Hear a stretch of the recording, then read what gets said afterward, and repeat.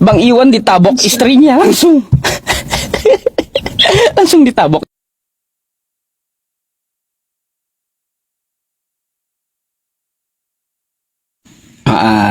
Coba Anda buka Lukas 4 nomor 8. Lukas. Tunggu ya, Bang. 4 nomor 8. Tunggu ya, Bang. Ya, ambil dulu.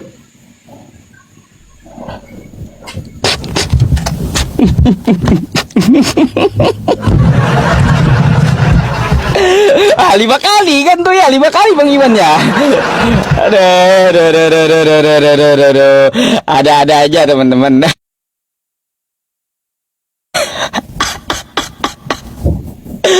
Aduh.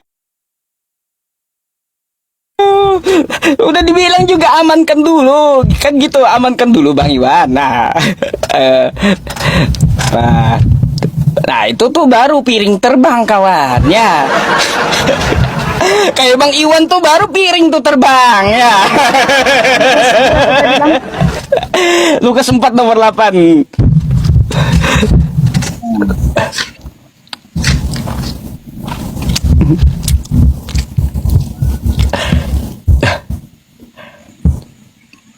Kan katanya di sini kan, Bang. Tetapi Yesus berkata kepadanya, ada tertulis, engkau harus menyembah Tuhan Allahmu, dan hanya kepada Dia sajalah engkau berbakti. Kan ada kata Tuhan, Bang. Sekarang saya mau tanya, Anda menyembah siapa? Tuhan? Tuhan siapa? Tuhan Yesus? Nah, beda kan dengan kitabnya. Tadi apa kata Yesus? Sembahlah Allah, sembahlah Tuhan Allah, bukan sembahlah Tuhan Yesus. Beda udah. Makanya terbukti lagi kan melawan Bibelnya gitu. Gitu. Kan gimana? Nah, oke ya. Begini ya, Bang. Kan Alkitab ini punya versi baru, Bang. Punya Alkitab baru. Jadi kan memang kata-kata, aku juga udah pernah bertanya, kenapa di dalam Alkitab ini punya kata Allah, pada kata Allah itu kan hanya orang Islam gitu kan. Jadi orang itu berkata kepada saya kan, kebetulan juga aku sekolah pendetaan kemarin tuh, Bang. Jadi aku sepakat sama dosa. Mbak, jaringannya agak berat gitu. Ngelak Anda. Ke jaringan yang bagus bisa nggak? Kayaknya gara-gara tertutup itu. Di ruangan tertutup makanya susah gitu. Iya, Bang Iwan. Saya mohon maaf ya, Bang Iwan ya. Bercanda aja tadi, Bang Iwan ya. Aduh. Oke. Ini, Bang. Kebetulan kan aku sekolah kependetaan juga. Jadi aku kemarin bertanya sama dosen, di dalam Alkitab itu terus ada kata Allah. Pada kata Allah itu kan Allahnya orang Islam gitu kan, Allahnya tetangga gitu.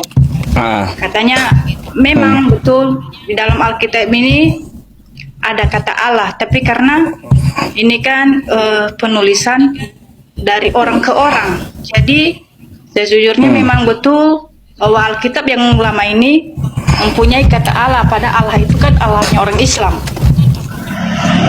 Di Alkitab baru, Bang, tidak ada tertulis kata Allah lagi. Gitulah, Bang. Makanya aku bertanya sama Bang, dari mana Abang tahu kalau sejarahnya kan yang Abang kasih tadi Lukas itu kan ada kata Tuhan di dalamnya, bukan hanya Allah saja. Nah, gitu. Lalu apa hubungannya dengan yang saya nyatakan di judul? Anda sendiri sudah mengatakan ya sembah Tuhan Yesus, sedangkan Yesus menyembah Tuhan Allah. Kan beda di situ. Kan di Alkitab itu kan bukan katanya Tuhan Allah, bukan katanya Tuhan Yesus, katanya kan Tuhan Allah. Ya, Tuhan Allahmu. Jadi bagi kami ini memang Tuhan Allah itu yang diartikannya itu memang sama dengan Tuhan Yesus. Dari mana? Ada Yesus, ada Yesus. Islam. ada nggak Yesus mengaku aku adalah Allah? Memang nggak ada, Bang. Kan Nggak aku udah ada. bilang, ada lagi Alkitab memang yang tidak ada kata Allah di dalamnya. Hmm. Lalu kenapa di Indonesia ini Alkitab ada memakai nama untuk apa? Umat Kristen itu, kata Allah itu memakai ada kosakata Allah di dalam kitabnya itu, maksud saya. Ya, tidak Untuk apa tahu tujuannya? bagi penulisnya, mungkin penulisnya tadi sama ada hubungannya mereka dengan Islam. Itu Mbak, yang menerjemahkan pertama kali diminta Belanda kitab Anda itu adalah orang Muslim. Jadi dipakailah kata Allah di Indonesia khususnya. Yang menerjemahkannya orang Muslim karena di permintaan Belanda gitu. Justru itu, Bang, karena yang terjemahkannya orang Muslim, makanya orang Muslim memakai kata Allah di dalamnya, bukan kata Tuhan Yesus. Iya, kalau saya lebih sepakat nggak ada kata Nah, Allah itu. di dalam kitab Itulah. Anda gitu. Kalau itu. saya sepakat juga. Lalu apa kata pendeta Anda? Kata dosenku katanya. Ya dosen Ya, kata dosennya, ya seperti abang bilang, yang membuat Alkitab ini ada kaitannya dengan orang Islam yang yang membuatnya, yang menerjemahkannya ada kaitannya dengan Islam. Oh gitu. Jadi ya baru kami telusuri lah, Bang. Masih belum apa juga, karena judulku juga memang seperti ini. Judul kan aku mau nulis skripsi kan, Bang. Judulku memang ini, mencari tahu kenapa ada kata Allah di dalam Alkitab. Oh, ya bagus. Bagus tuh skripsinya. Kata Allah di dalam Alkitab hanya ada di Indonesia. Itulah, Bang. Asal muasalnya dari Makanya mana? tadi kan Dari penjajahan Belanda. Dari penjajahan Belanda ya, untuk diterjemahkan ke dalam bahasa Indonesia. Tapi penerjemahnya orang Islam. Nah, itu. Oke? Makanya lah, Bang. Kira-kira saya boleh Sebenarnya bertanya nggak? Ada orang tanya apa? Anda Kristen Katolik atau Protestan? Protestan, Bang. Coba, mana perintah Yesus jadilah Protestan? Memang ada. Nah, nggak ada. Nggak ada. Lalu kenapa Anda jadi Protestan? Kan aku BNKP Protestan. Jadi kan hanya tulisannya aja, Protestan nggak harus dibilang Tuhan Yesus. Kayak gini. Adakah tertulis bahwa di Islam itu jadilah Islam? Ada. Enggak kan? Di mananya? Ada. Quran saya. Di mana? Saya tunjukkan ya. Ayo udah. Nih. Nyahut dah ya, wah. Sampai nyahut. Selamat malam Pak Dehe. Iya, Selamat malam. Iya, Pak Dehe. selamat malam Pak Ustaz. Pak Dehe, tadi saya ada minta nomor WhatsApp tadi, belum dibalas ya? Udah dua kali saya balas Pak Ustaz. Oh ya udah, saya mau ada yang ditanyakan tentang ini, nantilah di telepon ya. Oke, saya sudah paham Pak Ustaz.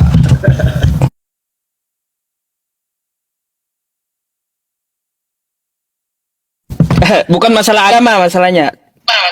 Masalah bisnis ya Pak Ustaz. Iya, betul itu. Nanti saya. Tahu Pak Ustaz. Oke.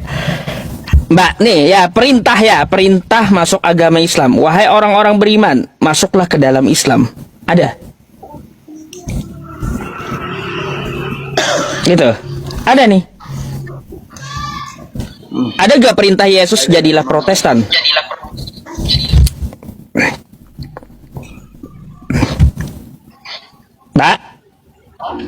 Mbak, Iya. jangan termenung. Nih, ayat. Ada kan? Ada nggak kata Yesus? Jadilah kau Protestan, masuklah kau ke dalam Protestan. Coba. Memang aku masih belum mempelajari ke situnya, Bang. Mungkin ada. Iya. Mungkin ada. Nggak ada, Mbak. Anda perlu tahu, Mbak. Anda perlu tahu, Yesus itu tidak mengenal Kristen, Yesus tidak mengajarkan Kristen, dan Yesus tidak pernah memerintahkan Anda jadi Kristen. Tidak pernah.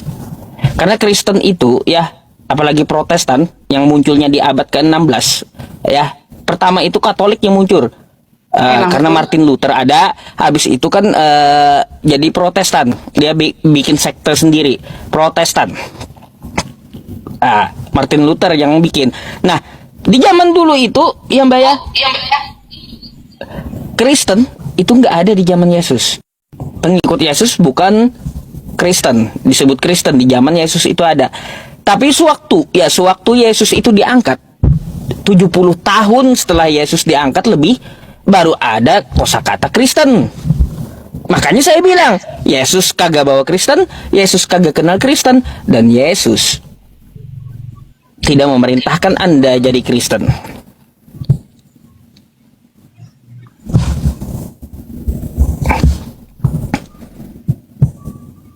Terus? Lalu kenapa Anda jadi Protestan? Ya, memang itu namanya Protestan dibuat Martin Luther. Lalu kenapa Anda jadi Kristen? Ikut Martin Luther, Anda bukan ikut Yesus berarti dah. Berarti Anda ikut Martin Luther, Anda itu berarti bukan ikut Yesus. Pasti Martin Luther kan sudah tahu sejarahnya kaum. Kristen itu harus dinamakan Protestan, Bang. Iya. Coba Iya, apa yang diikuti? Martin Luther kan Apa yang Anda ikuti dari contoh Yesus? Coba.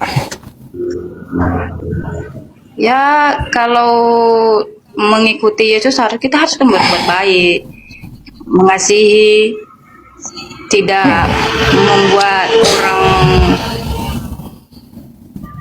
merugikan orang. Mbak, bukan cuma itu. Yesus juga menyuruh menyembah Tuhannya, karena Yesus punya Tuhan. Bang, nggak ada sejarahnya Tuhan itu mempunyai Tuhan lagi, Bang. Tuhan itu, iya Bang, Tuhan itu hanya satu, Bang. Saya tampilkan ya. Baik. Tuhan hanya satu kan? Ya, baik. Nih, saya tak tunjukkan sama Anda ya. Yesus punya Tuhan dia.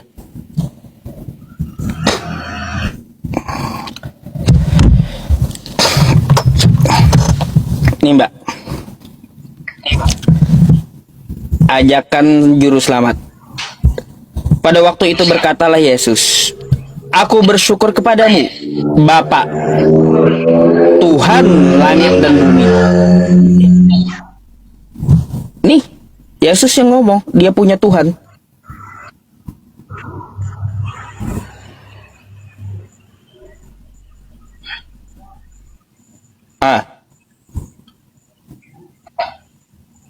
Dia sendiri kan yang ngomong.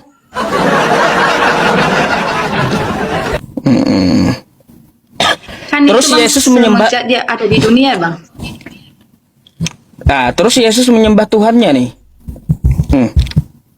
Yesus menyembah Tuhannya dengan murid-muridnya. Tuh. Yohanes 4 nomor 22. Kamu menyembah apa yang tidak kamu kenal. Kami menyembah apa yang kami kenal, kata Yesus. Keselamatan datang dari bangsa Yahudi. Yesus aja menyembah dengan murid-muridnya. Menyembah Tuhannya. Kan dia melakukan itu, Bang, semenjak dia ada di dunia. Dia mengajari murid-muridnya. Mengajari murid-muridnya. Terus? Tapi sebenarnya kan dia itu memang yang disembahnya itu memang hanya dia, Bang. Dia ajarin bahwa bagaimana tata cara untuk menyembah Tuhan Yesus. Kalau kayak gitu namanya bertele-tele. Yesus itu waktu dia diturunkan di muka bumi 33 tahun umurnya. Ya, 33 tahun bukan berarti setelah Yesus itu nggak ada lagi, Mbak, baru ada pengajaran seperti ini. 1 Yohanes 4 Yohanes 4:22 ini Yesus itu menyembah. Lalu bagaimana selama 33 tahun kata Anda ya? Dia mengajarkan kepada murid-muridnya untuk cara menyembah dirinya. Lebih baik waktu di dunia gitu. Dipraktekin saja. Gak ada praktek murid-murid untuk menyembah Yesus. Gak ada murid-murid Yesus itu menyembah dirinya Yesus. Gak ada. Itu aja.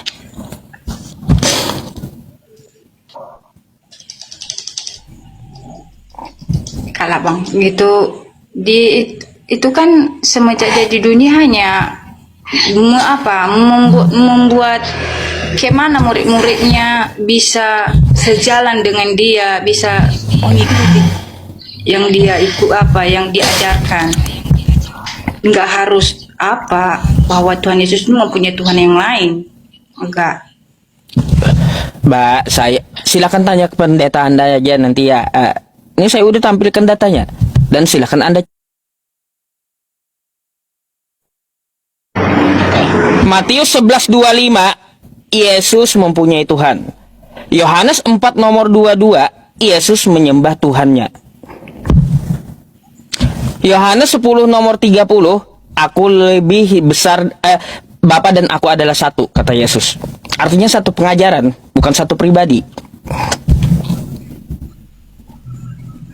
Gitu. Jadi jangan salah sembah.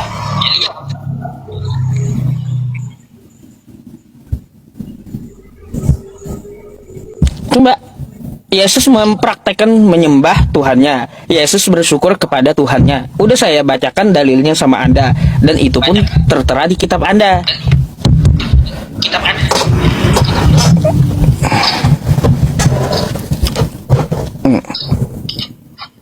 Ada tanggapan, Mbak?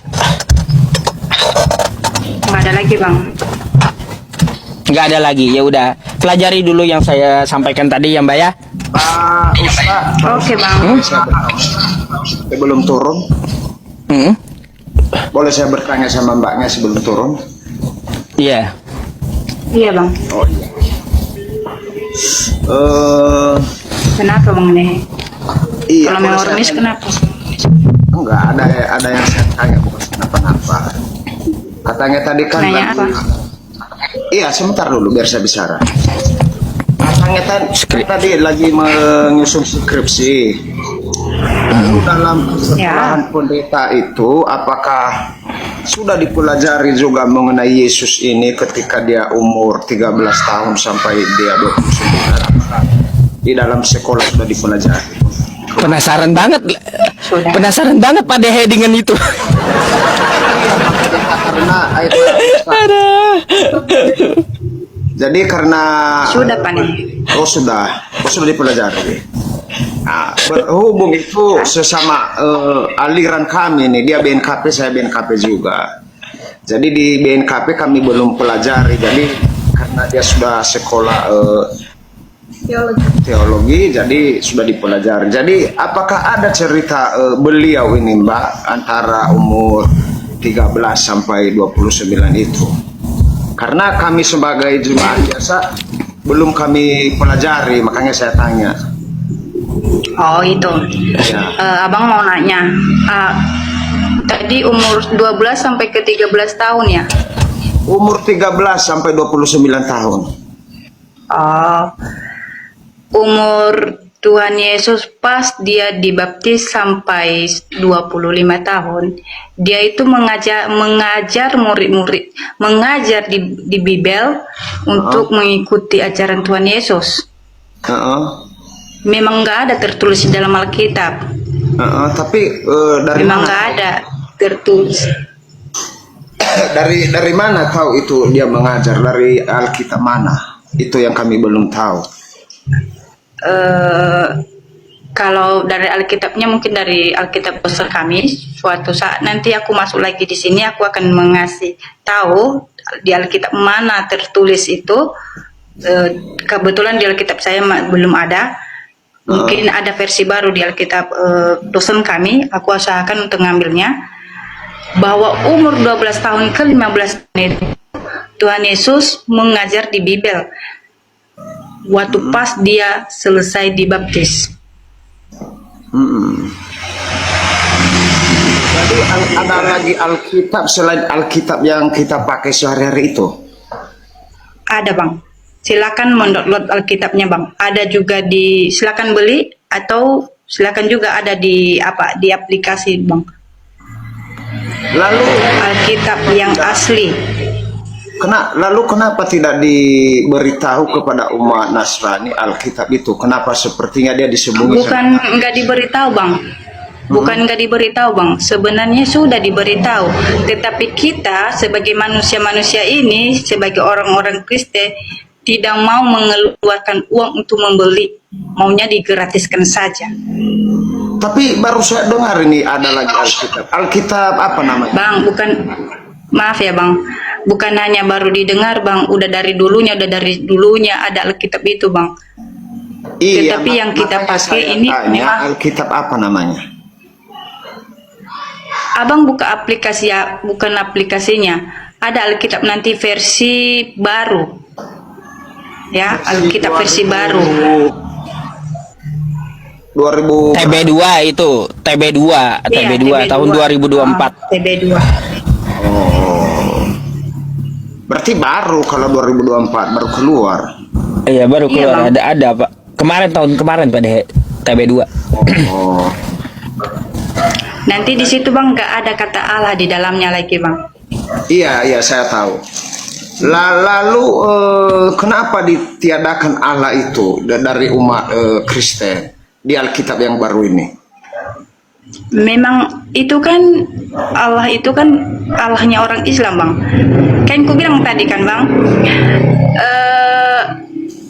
yang membuat Alkitab lama, yang Alkitab lama ini dengan Alkitab baru ada kaitannya dengan orang Islam, ya. Makanya ada kata Allah di dalamnya. Jadi di versi baru ini bang, memang betul-betul yang nanti itu ala orang Kristen, enggak lagi campur tangan orang Islam, gitu. Tapi sama Alkitabnya, sama. Contohnya ada Paulus, ada sama juga. Ada bang, ada. Hanya kata Allah dan sebagainya yang tak ada di dalamnya nanti. Oh, jadi Alkitab baru ditiadakan kata Allah. Hanya itu perbedaannya, ditiadakan kata Allah. Karena berarti kita orang Kristen tidak boleh pakai Allah lagi, begitu?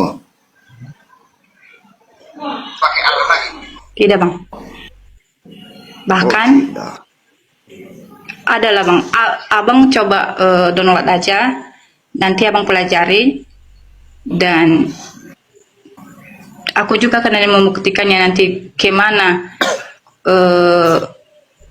yang dibilang abang Yusuf tadi kan, Yusuf PI. Aku tadi masuk ke sini kebetulan aku lagi nonton skripsi. Ya, karena pas ku buka TikTokku kan katanya Kristen melawan Bibelnya. Makanya aku bertanya dari mana sejarahnya abang tahu bahwa Kristen itu melawan Bibel. Lalu apakah sudah dijelaskan lagi ayat-ayat gantung itu seperti ketika di Taman Eden itu pasal 3 Kejadian 3 1 sampai 5, apakah sudah ada versi baru juga itu? Karena di situ gantung kalimatnya. Kata Allah di situ, ketika engkau memakan buah yang ada di Taman Eden itu engkau mati. Apakah sudah ada versi baru juga model begitu? Abang coba beli aja, baca. Yaudah, kalau memang nanti ada di dalamnya, pasti ada bang, ada versinya, ada penjelasannya di dalam itu. Tidak Ya, ada kata gantung lagi di dalamnya. Coba baca dulu di situ. Saya mau bertanya karena kebetulan bahkan lagi nyusun skripsi juga. Ini penting juga ini biar nanti pengikut-pengikut Yesus Kristus itu tidak akan bingung dengan kitabnya sendiri. Soalnya di sini agak penasaran saya kalimatnya. Kebetulan mbaknya ini masih kuliah, bisalah ditanyakan apakah ada asumsi atau doktrin mengenai kejadian 3 ayat 1 sampai 5. Bagaimana pendapat Mbak sebagai sekolah teologi? Karena di sini dikatakan, Mbak baca apa saya yang baca atau Pak Ustaz yang baca? Monggo, silakan Pak Dehe. Oh oke, saya baca ya, biar saya tanya. Izin dulu Pak Ustaz ya.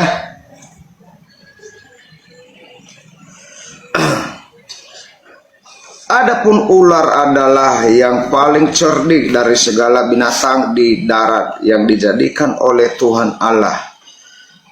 Ular itu berkata kepada perempuan itu, tentulah Allah berfirman, semua pohon dalam taman ini jangan kamu makan buahnya, bukan?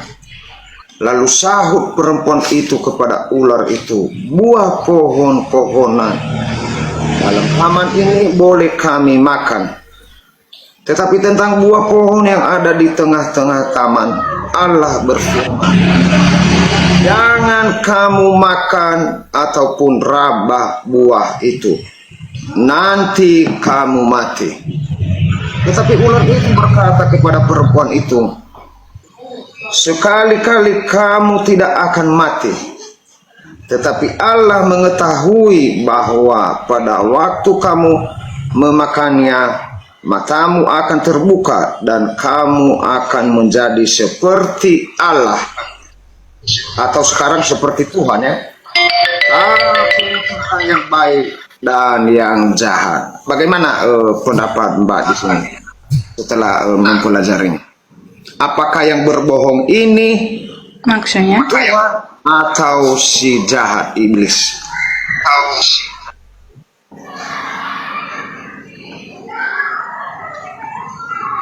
Ya tidak mungkin lah. Kalau menurut saya tidak mungkin Tuhan Yesus berbohong. Iya. Yang berbohong pasti kan kita tahu secara logika pasti yang berbohong itu adalah ular. Menyuruh manusia, kan itu iblis. Ular itu kan itu iblis.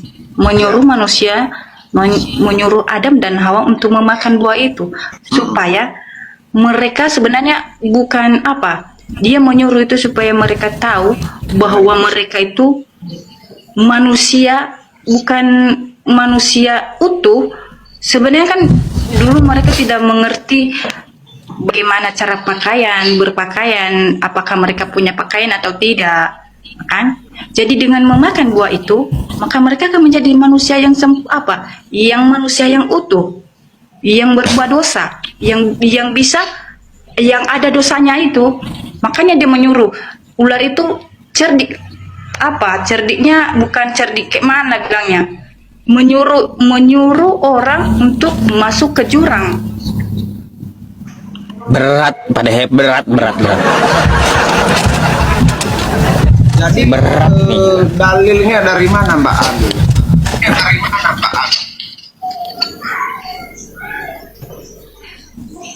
Jaringan juga putus-putus.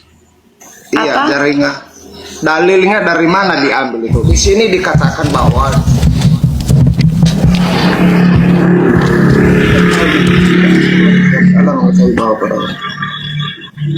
iya, dari mana diambil jawaban ini? Dari kitab mana? Atau hanya asumsi saja? Memang kan seperti yang Bapak tadi kan, yang Bapak baca tadi kan, bukan apa. Ini Iya, di sini saya pemikiranku ya, Bang. Ya, sebentar ya.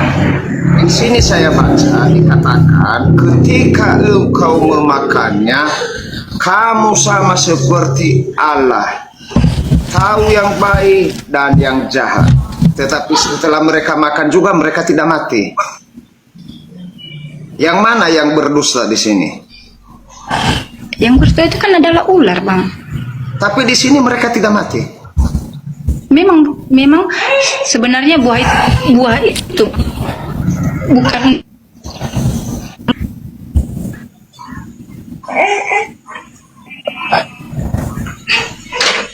Macet. Iya. Bawa ke depan aja. Gimana Mbak? Silakan dijawab.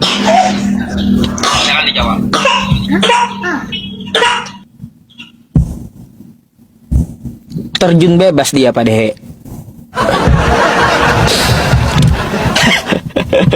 Pak Dehe keras banget sih. Sampai dia terjun bebas.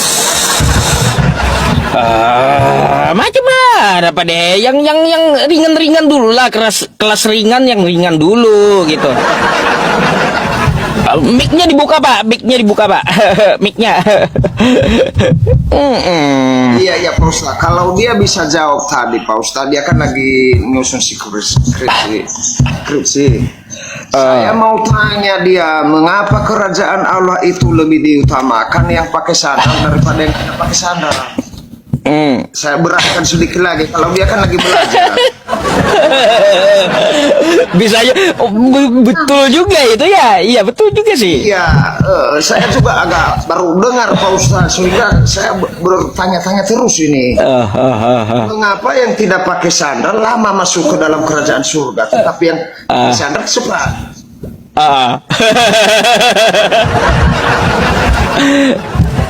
Aduh. Naikin lagi dia Pak Ustadz kalau ada. Tadi siapa namanya? Putri Setia. Putri Setia. Putri Setia. Putri Setia nggak ada. Kabur deh. Oh. Jadi semestinya dia boleh bertanya, dan kalau dia nggak tahu, dia tanya kepada dosen biar lebih tahu lagi.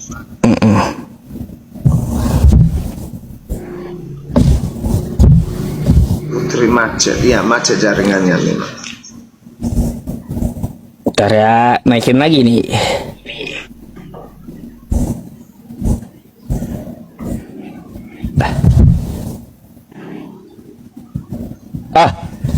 Tadi Ibu Menteri Keuangan mana?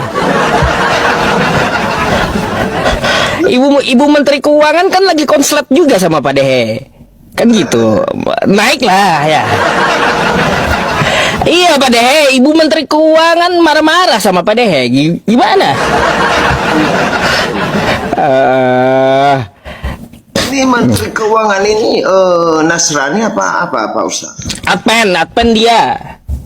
Oh, soalnya saya dapat info kemarin dari orang-orang yang masuk ke rumah saya, katanya dia bukan Nasrani. Nah, saya undang nih coba.